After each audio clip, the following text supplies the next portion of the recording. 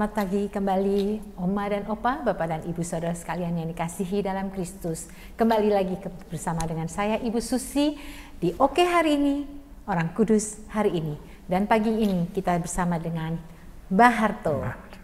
Mbah Harto, selamat pagi. Selamat pagi Bu Luar Susi. biasa, kita kembali ketemu lagi. Hari ini tanggal 20 Februari kita akan membahas Santo Eusebius dari Orleans. Oke, silahkan Mbah Harto. Ya, Orleans itu di Prancis ya. Prancis, ya. Di Prancis, di sana ada keluarga-keluarga. Dan tapi semuanya itu pakai bahasa juga, bahasanya juga bertingkat-tingkat. Ya.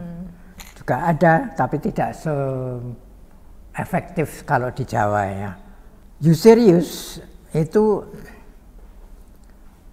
terkesan oleh Surat Santo Paulus bab 1 Korintus bab 7 ayat 31 yang mengatakan bahwa dunia ini akan segera berlalu.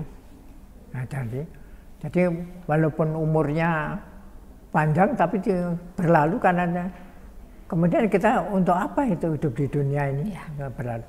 Maka saya ingin hidup untuk Tuhan aja, itu kata Eusebius. Jadi dia berusaha untuk melayani Tuhan. Oleh karena itu dia lalu hidup menyendiri ya. Jadi orang kudus, sebetulnya arti kata kudus itu artinya disendirikan. Nah, jadi kudus itu lalu menjadi suci itu, suci. Memang suci kan juga disendirikan, tidak campur dengan yang tidak suci. Nah, kemudian dia bertapa itu tidak main-main 7 tahun. Yesus cuma 40 hari di padang pasir. Ya. Tapi kalau ini sampai 7 tahun. Ya. Kemudian setelah 7 tahun dia turun mengajarkan tentang kebenaran-kebenaran itu. Nah, penduduk kan sangat tertarik dan mencintai dia. Sehingga dia diangkat menjadi uskup. Bayangkan. Secara kalau aklamasi zaman ya. sekarang jadi uskup itu sukar ya. Harus jadi pastor dulu. Pastor setelah pastor sekian tahun. Kemudian dinilai baik buruknya. Baru dipilih oleh Jere Paus. Dulu enggak. Dulu tuh kalau kita membaca orang-orang kudus. Apalagi pada tahun-tahun permulaan gereja. Kayak itu mudah sekali jadi uskup. Ya, jadi dengan pastor. aklamasi penduduk aja sudah oke ya. Lalu dia jadi uskup. Nah, tapi kok ada campur tangan dari penguasa. Jadi untuk menjadi uskup itu harus mendapat izin atau mendapat sign, tanda tangan oleh penguasa setempat. Nah, penguasa setempat itu namanya Carolus Martel itu pemukul ya. Martilnya. Nah, itu Carolus Martel itu rupanya juga akan memukul dia ya. Nah, kemudian dia disetujui jadi uskup. Nah, senang dia, makin disukai oleh rakyat. Tetapi Marcel atau Carolus tadi berpikir, nah keuskupan itu kan banyak uang dari kolektor itu. Maka saya dulu yang mau menyetujui jadi uskup, maka saya mau minta uangnya. Jadi setiap kali dia minta uang keuskupan itu dimintai. Uang diminta. Untuk apa itu? Ya untuk perang. Untuk perang. Katanya untuk jadi perang. Uang dari gereja dia pakai untuk perang. Ya alasannya untuk perang. Okay. Tapi mestinya juga masuk tidak kantong. Tidak boleh ya, Mbah Harto ya. Lalu dia nggak bisa, sekarang nggak bisa ini uang untuk gereja ya, jadi gereja itu uang Tuhan. Mereka memberikan kolekta ini kan untuk Tuhan, bukan untuk perang. Gitu. Apa kamu bilang? Kemudian lapor kepada Kaisar, kemudian oleh Kaisar tangkap saja dah dia. Untuk apa menjadi uskup tidak ada gunanya.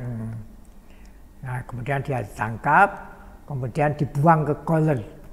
Masih ingat eau de Cologne ya? Nah, minyak yang dibuat di Cologne ya. di koloninya di Prancis itu. Dia dibuang ke sana. Lalu habis dibuang ke sana, dipindah lagi di suatu benteng dekat Leyze. Di Leyze ya, Z. G itu dibaca Z seperti Gianyar, orang Prancis bacanya Zianyar. Kemudian dari sana dia dipindah lagi ke kota yang dikuasai oleh Renix ya. Di sana diterima dengan baik ya. Diterima dengan baik karena dia memang orang baik ya, dan dia bisa mengajarkan moralitas kepada penduduknya. Nah kemudian dilindungilah, jangan sampai dimusuhi oleh tadi itu Martil tadi ya, oleh Carolus Martil itu. Dilindungi sampai dia supaya diselamatkan, dia dipensiun di situ. Nah, yang dapat kita pelajari dari seperti ini adalah Tuhan itu kadang-kadang menyelamatkan juga lewat manusia lain. Jadi bukan karena kekuatan dia sendiri, tapi kekuatan lain. Ya, lalu dia dibawa ke keuskupan Maastricht.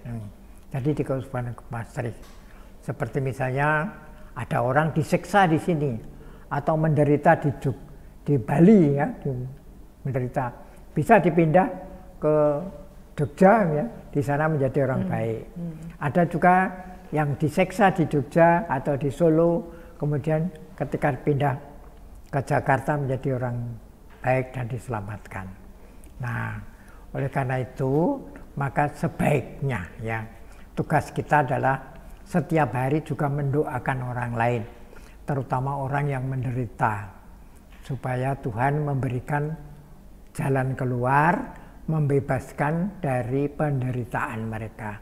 Karena apa saja lah, misalnya dibenci orang, kemudian juga mungkin termasuk juga para koruptor, kita doakan supaya mereka juga tidak menjadi koruptor lagi, supaya diselamatkan.